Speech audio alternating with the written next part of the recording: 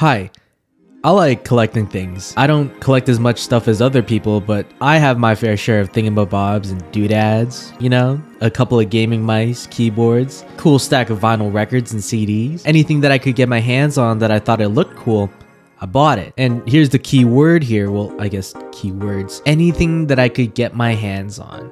Sure, for a bunch of CDs and vinyl, I could listen to the same songs on my phone for free on YouTube, but it's the feeling of having the thing that you enjoy in your hands, whether that be music, art, or maybe gaming. It is best experienced quite literally firsthand. So to see how the future of gaming is dismissing physical games and cartridges for a more environmentally friendly approach is great at first glance, but it's also losing touch of all the culture surrounding it. One of the main reasons why people love gaming so much is not only because they get to play it, but it's also what brings people together. If you've ever been to a convention, there's a chance you saw one of those panels where there were people selling clothes, art, and a whole lot of games. N64 and NES cartridges, different handhelds like the GBA and the PSP. Point being, there's still a bunch of people out there with that burning passion of collecting. And it seems like we're heading into a future where stuff like this will become more scarce and obsolete.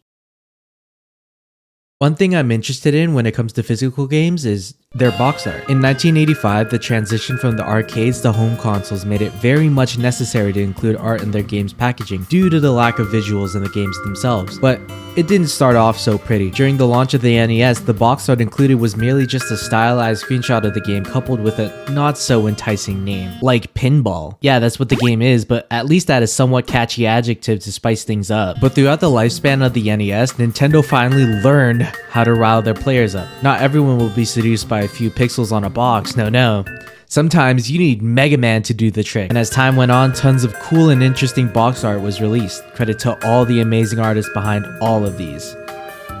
Except for a couple. In my opinion, one of the best pieces of box art is the Japanese version of Final Fantasy VI on the SNES. Final Fantasy 3? Why did you have to minus 3? Why are we skipping? Why are we skipping games? As the years moved on, games started to become more than just a bunch of pixels. The new technology that had surfaced brought more of an importance to gameplay rather than advertisement. And so, video game box art in recent times have become nothing more than a 3D rendered model of the main character.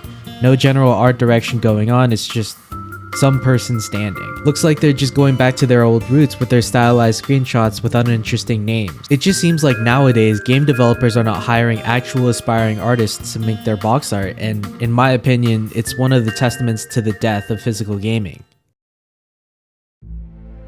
You may have seen them, or maybe you've fallen victim to one before. Scalpers are people who buy stuff at the usual price that people are looking for, only for them to upcharge the shit out of the item. It sucks, and it makes it a chore to buy stuff online now. When the PS5 launched on November 12, 2020, scalpers took advantage of the fact that you couldn't buy the console in store unless you pre-ordered. Scalping prices for the PS5 reached as high as $2,000, while the MSRP was only $500, and that got people frustrated when they wanted to buy it on launch. It doesn't just happen to consoles either. It happens to physical games as well. For example, when the special edition of Metroid Dread released, scalpers had already begun to buy copies minutes after it initially launched. This has already begun to be a problem for gamers due to the fact that they have to wait for months on end so that they don't have to buy anything triple its MSRP. It breaks the fun in waiting outside for hours outside a GameStop for a game that you're excited for, since people now resort to buying games on digital storefronts. Speaking of which, we've all done it before. Don't want to go outside to buy a new game? Amazon. Don't want to run to the grocery store because you ran out of onions? Amazon. It's the convenience of having all the things you want on the internet that makes the world go round, but that convenience comes at a cost. Point being, you don't really own your games. When you buy your games on like Steam, for example, you are only buying a license to access the game and not the game itself. This is due to DRM, or digital rights management. So if you somehow violate Steam's TOS and you get banned, you are no longer eligible to have access to the games that you once bought. And also, some games with DRM require Steam to function properly, so if ever the Steam servers go down, these games will become practically unplayable. There are people who are fighting for the preservation of physical media who look down upon DRM, and it sucks to see that this has become an unsavory reality of the world. Is there any hope?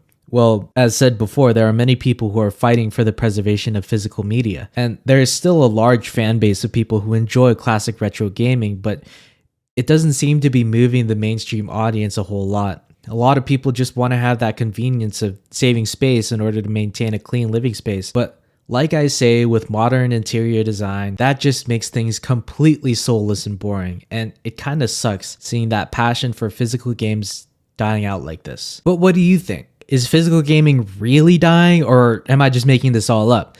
While you think about your answer, I'm going to buy eggs on Amazon. $8 for eggs. Olha que coisa bonita, mas cheia de graça. É a menina que vem e que passa num doce balanço, caminho do mar.